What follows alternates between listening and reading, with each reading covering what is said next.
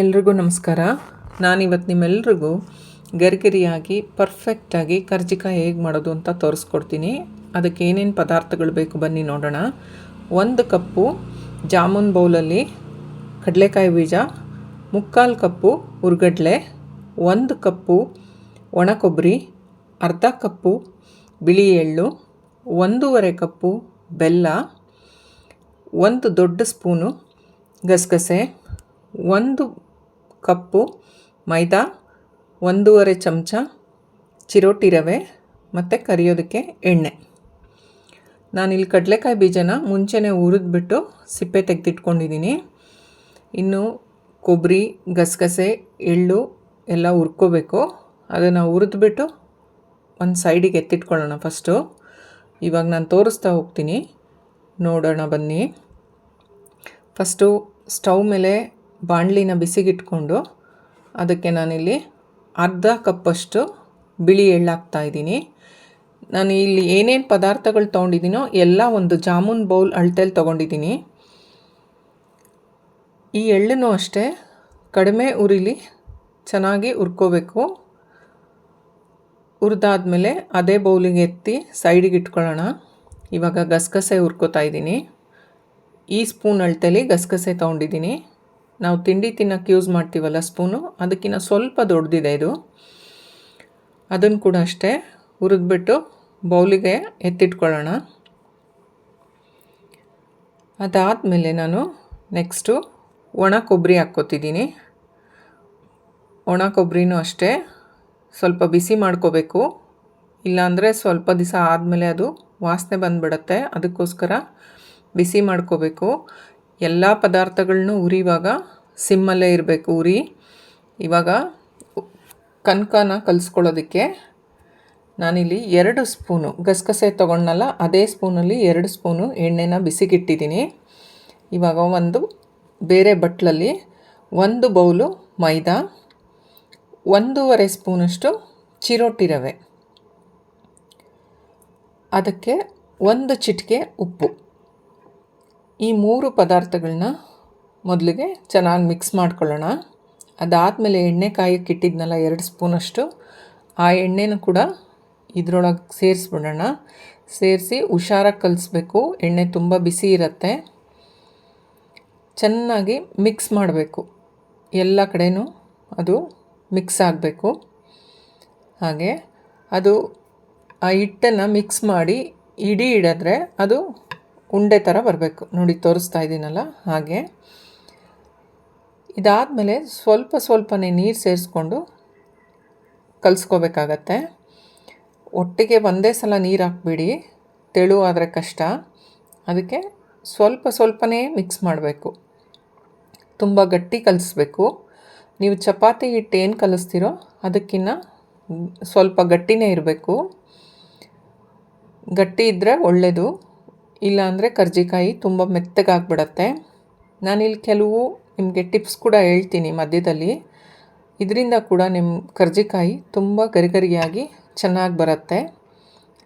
ನೋಡಿ ತುಂಬ ಗಟ್ಟಿ ಕಲಿಸಿದ್ದೀನಿ ನಾನು ತುಂಬ ಪ್ರೆಷರ್ ಕೊಟ್ಟು ಪ್ರೆಸ್ ಮಾಡ್ತಾ ಇದ್ದೀನಿ. ನಿಮಗೆ ಗೊತ್ತಾಗ್ತಾ ಇದೆ ಅದರದ್ದು ಟೆಕ್ಸ್ಚರ್ ಎಷ್ಟು ಗಟ್ಟಿ ಕಲಿಸಿದ್ದೀನಿ ಅಂತ.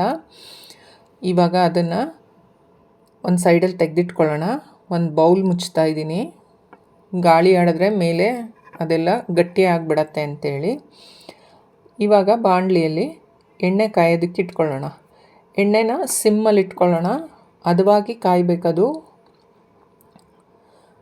ಅದನ್ನು ಕಾಯೋದಕ್ಕೆ ಇಟ್ಬಿಟ್ಟು ನಾನು ಮುಂಚೆ ಹುರಿದಿಟ್ಕೊಂಡಲ್ಲ ಪದಾರ್ಥಗಳು, ಅದನ್ನೆಲ್ಲ ಮಿಕ್ಸಿ ಮಾಡ್ಕೊಳ್ತಾ ಹೋಗೋಣ.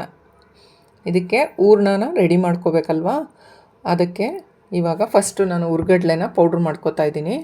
ಹುರ್ಗಡ್ಲೆನ ನೀವು ಫುಲ್ ನೈಸ್ ಪೌಡ್ರ್ ಮಾಡ್ಕೋಬೇಕು. ಅದಾದಮೇಲೆ ನಾನು ಕಡಲೆಕಾಯಿ ಬೀಜ ಹಾಕ್ತಾಯಿದ್ದೀನಿ. ಕಡಲೆಕಾಯಿ ಬೀಜನ ಪೌಡರ್ ಮಾಡಬೇಕು, ತುಂಬ ನೈಸ್ ಮಾಡಬೇಡಿ, ಎಣ್ಣೆ ಬಿಟ್ಕೊಳ್ಳುತ್ತೆ. ನೋಡಿ ಈ ಅದಕ್ಕಿರಬೇಕು. ತುಂಬ ತರಿನೂ ಮಾಡಬೇಡಿ, ಚೆನ್ನಾಗಿರಲ್ಲ. ಕೊಬ್ಬರಿನ ಸ್ವಲ್ಪ ತರಿಯಾಗಿ ರುಬ್ಕೋಬೇಕಾಗತ್ತೆ. ನೋಡಿ ನಾನು ಕೂಡ ತೋರಿಸ್ತಾ ಇದ್ದೀನಿ ನಿಮ್ಗೆ ಹತ್ರದಿಂದ ಗೊತ್ತಾಗಲಿ ಅಂಥೇಳಿ. ಇವಾಗ ಎಳ್ಳು ಕೂಡ ಅಷ್ಟೇ ಅದನ್ನು ತರಿಯಾಗಿ ರುಬ್ಕೋಬೇಕು. ಅದಾದಮೇಲೆ ಬೆಲ್ಲನ ನಾನಿಲ್ಲಿ ತುರಿದು ಇಟ್ಟಿದ್ರೂ ಕೂಡ ಮಿಕ್ಸಿಗೆ ಹಾಕ್ಕೋತಾ ಇದ್ದೀನಿ. ಏಕೆಂದರೆ ತುಂಬ ನೈಸ್ ಇರಬೇಕು ಬೆಲ್ಲ, ಇಲ್ಲಾಂದರೆ ಬಾಯಿಗೆ ಸಿಗತ್ತೆ. ಇವಾಗ ಈ ಬೆಲ್ಲ ಕೂಡ ಅದಕ್ಕೆ ಹಾಕ್ಕೊಂಡು, ಗಸಗಸೆನ ನಾನು ಮಿಕ್ಸಿಗೆ ಹಾಕಲ್ಲ, ಹಾಗೆ ಹಾಕ್ತಾಯಿದ್ದೀನಿ. ಇದಿಷ್ಟು ಪದಾರ್ಥಗಳನ್ನ ಚೆನ್ನಾಗಿ ಮಿಕ್ಸ್ ಮಾಡ್ಕೋಬೇಕು. ನಾನಿಲ್ಲಿ ಕೆಲವೊಂದು ನಿಮಗೆ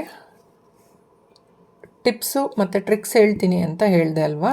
ನೋಡಿ, ಇವಾಗ ನೆಕ್ಸ್ಟ್ ಅದು ಒಂದು ಹೇಳ್ತೀನಿ ನಿಮಗೆ. ಇವಾಗ ಈ ಹೂರ್ಣನ ನಾವು ಏನು ರೆಡಿ ಮಾಡಿಟ್ಕೊಂಡಿದ್ದೀವೋ, ನಾವು ಎಷ್ಟು ಆ ಟೈಮಲ್ಲಿ ಮಾಡ್ತೀವಿ ಅಂದ್ಕೊಂಡಿರ್ತೀವೋ ಅಷ್ಟನ್ನು ಮಾತ್ರ ತಗೊಂಡು ಒಂದು 2ರಿಂದ 3 ಸ್ಪೂನಷ್ಟು ತುಪ್ಪನ ಬಿಸಿ ಮಾಡಿಬಿಟ್ಟು ಅದಕ್ಕೆ ಹಾಕಿ ಮಿಕ್ಸ್ ಮಾಡ್ಕೊಳ್ಳೋಣ. ಏನಕ್ಕೆ ಹಾಕ್ತಾಯಿದ್ದೀನಿ ಅಂತಂದರೆ, ನೀವು ಹಾಗೆ ಹಾಕಿದ್ರೆ ಅದೆಲ್ಲ ಪೌಡ್ರು ತುಂಬ ಡ್ರೈ ಇರುತ್ತೆ, ಗಂಟ್ಲಲ್ಲಿ ಹಿಡಿಯುತ್ತೆ, ಅದು ತಿನ್ನೋದಕ್ಕೆ ಅಷ್ಟು ಚೆನ್ನಾಗಿ ಅನಿಸಲ್ಲ. ಒಂದೊಂದು ಸಲ ನೆತ್ತಿಗೆ ಕೂಡ ಹತ್ತತ್ತೆ. ಅದಕ್ಕೋಸ್ಕರ ಟೇಸ್ಟ್ ಕೂಡ ತುಂಬ ಚೆನ್ನಾಗಿ ಬರುತ್ತೆ. ಟ್ರೈ ಮಾಡಿ ನೋಡಿ. ಇವಾಗ ಮೈದಾ ಹಿಟ್ಟು ಕಲಸಿಟ್ಟಿದ್ವಲ್ಲ, ಅದನ್ನು ಉಂಡೆಗಳು ಮಾಡ್ಕೊಳ್ಳೋಣ. ನೋಡಿ, ಈ ಥರ ಉಂಡೆ ತೊಗೊಂಡಿದ್ದೀನಿ. ಇವಾಗ ನಿಮಗೆ ಇವಾಗೊಂದು ಟ್ರಿಕ್ ಹೇಳ್ಕೊಡ್ತೀನಿ. ನಾವು ಏನು ಇದನ್ನು ಲಟ್ಟಿಸ್ಕೊಳ್ತೀವಲ್ಲ, ಮೈದಾ ಹಿಟ್ಟಿಂದು ಹಾಳೆನ, ಅದನ್ನು ನಾವು ಲಟ್ಟಿಸಿದ ತಕ್ಷಣವೇ ಫಿಲ್ ಮಾಡೋಕ್ಕೆ ಹೋಗಬಾರ್ದು. ಅಂದರೆ ಮೌಲ್ಡಲ್ಲಿ ಹಾಕಿ ತುಂಬೋದಕ್ಕೆ ಹೋಗಬಾರ್ದು ಕರ್ಜಿಕಾಯಿನ. ಸ್ವಲ್ಪ ಹೊತ್ತು ಈ ತಟ್ಟೆಯಲ್ಲಿ ಅರ್ದು ನಮ್ಗೆ ಎಷ್ಟು ಬೇಕೋ ಒಂದು 8ರಿಂದ 10 ಹಾಳೆನ ಅರೆದ್ಬಿಟ್ಟು ತಟ್ಟೆಯಲ್ಲಿ ಹಾಕಿಟ್ಕೊಳ್ಳೋಣ. ಅದನ್ನು ಒಂದು 2ರಿಂದ 3 ನಿಮಿಷದಷ್ಟು ಹಾಗೆ ಬಿಡಬೇಕು ತಟ್ಟೆಯಲ್ಲಿ. ಆಮೇಲೆ ಈ ಥರ ಕರ್ಜಿಕಾಯಿ ಮಾಡೋವಂಥ ಮೌಲ್ಡು ಎಲ್ಲ ಕಡೆ ಸಿಗತ್ತೆ ನಿಮಗೆ. ಸ್ಟೇಷನರಿ ಶಾಪಲ್ಲೂ ಸಿಗ್ಬೋದು ಕೆಲವೊಂದು ಸಲ, ಇಲ್ಲಾಂದರೆ ಪಾತ್ರೆ ಅಂಗಡಿಗಳಂತೂ ಸಿಕ್ಕೇ ಸಿಗತ್ತೆ.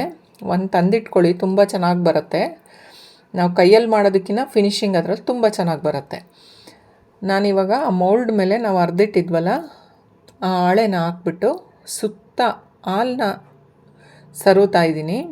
ಏನಕ್ಕೋಸ್ಕರ ಅಂದರೆ ಅದು ಬಿಟ್ಕೋಬಾರ್ದು ಅಂತ.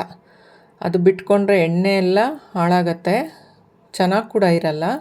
ಅದಕ್ಕೋಸ್ಕರ ನೀವು ಫಿಲ್ ಮಾಡುವಾಗ ಆ ಮೋಲ್ಡನ್ನ ಸ್ವಲ್ಪ ಬೆಂಡ್ ಮಾಡಬೇಕು. ಆ ಬೆಂಡ್ ಮಾಡೋದ್ರಿಂದ ನೀಟಾಗಿ ಅದರೊಳಗೆ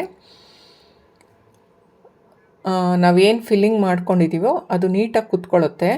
ನೋಡಿ, ನಾನಿವಾಗ ತೋರಿಸ್ತೀನಿ. ಅದನ್ನು ಸ್ವಲ್ಪ ಪ್ರೆಸ್ ಮಾಡ್ತಾ ಒಳಗೆ ಇದನ್ನು ಕ್ಲೋಸ್ ಮಾಡಬೇಕು.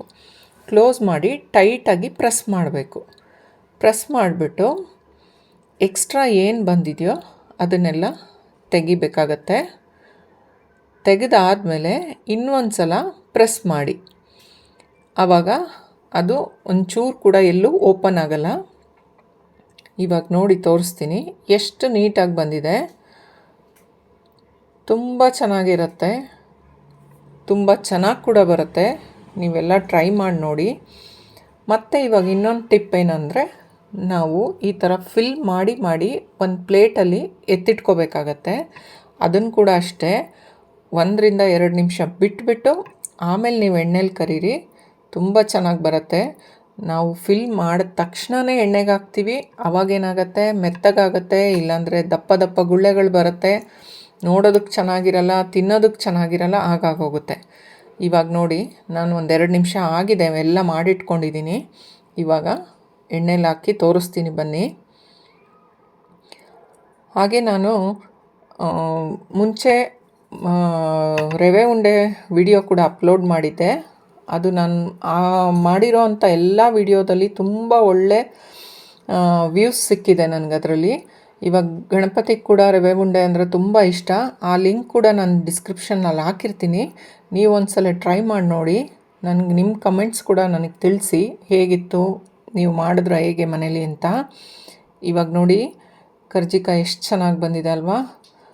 ಅಷ್ಟೇ ಗರಿಯಾಗಿ ಕೂಡ ಇದೆ. ಅದು ತುಂಬ ಹೈ ಫ್ಲೇಮಲ್ಲಿ ಬೇಯಿಸಬಾರ್ದು. ನೀವು ಮೊದಲಿಗೆ ಕರ್ಜಿಕಾಯಿನ ಎಣ್ಣೆಗೆ ಹಾಕುವಾಗ ಫ್ಲೇಮ್ ಜಾಸ್ತಿ ಇರಬೇಕು, ಆಮೇಲೆ ಕಡಿಮೆ ಮಾಡಿಕೊಂಡು ಸಣ್ಣ ಉರಿಲಿ ಬೇಯಿಸ್ಬೇಕಾಗತ್ತೆ. ಆವಾಗ ಈ ಗೋಲ್ಡನ್ ಕಲರ್ ಬರುತ್ತೆ. ತುಂಬ ಕ್ರಂಚಿಯಾಗಿರುತ್ತೆ, ಕ್ರಿಸ್ಪಾಗಿರುತ್ತೆ, ತುಂಬ ಚೆನ್ನಾಗಿರುತ್ತೆ. ಹಬ್ಬಕ್ಕೆ ಮಾಡಿ ನೋಡಿ. ನನಗೆ ನಿಮ್ಮ ಕಮೆಂಟ್ಸ್ ಕೂಡ ತಿಳಿಸಿ. ಯಾರ್ಯಾರು ನನ್ನ ಚಾನಲ್ನ ಇದುವರೆಗೂ ಸಬ್ಸ್ಕ್ರೈಬ್ ಮಾಡ್ಕೊಂಡಿಲ್ವೋ ಪ್ಲೀಸ್ ನನ್ನ ಚಾನಲ್ನ ಸಬ್ಸ್ಕ್ರೈಬ್ ಮಾಡ್ಕೊಳ್ಳಿ. ಮತ್ತು ನಿಮ್ಮ ಫ್ರೆಂಡ್ಸ್ಗೆ, ಫ್ಯಾಮಿಲಿಯವ್ರ ಮೆಂಬರ್ಸ್ಗೆಲ್ಲ ಶೇರ್ ಕೂಡ ಮಾಡಿ. ನಾನಿವಾಗ ಒಂದನ್ನು ಕಟ್ ಮಾಡಿ ಕೂಡ ತೋರಿಸ್ತೀನಿ ನಿಮಗೆ. ತುಂಬ ಚೆನ್ನಾಗಿದೆ. Please try it. Thanks for watching.